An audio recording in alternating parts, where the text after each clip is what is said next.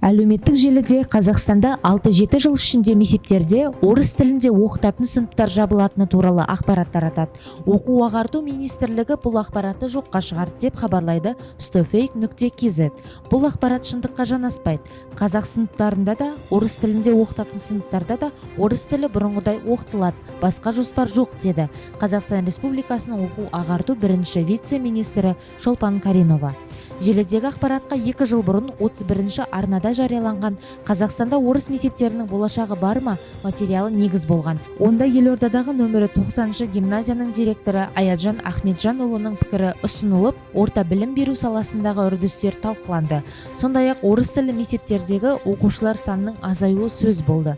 Гимназия директоры қалған оқушылар болашақта бәсекеге қабілетсіз болып қалуы мүмкін деген пікірін білдіріп, ата-аналарды мемлекеттік тілді меңгеру үшін балаларды қазақ мектептеріне беруге шақырды. Сонымен қатар сюжетте білім сарапшыларының қазақ лигасының вице-президенті Наталья Дрейттің де пікірі ұсынылды. Ол орыс және қазақ мектептері толы және мәселе мұғалімдердің жетіспеушілігінде, ал бұл жағдайда педагогтердің мәртебесі туралы заң өзгертуі тиіс деп мәлімдеді. Бүгінде бұл материал пабликтерде әдейі бұрмаланып жариялануда деп түсіндірді 31-ші арна өкілдері.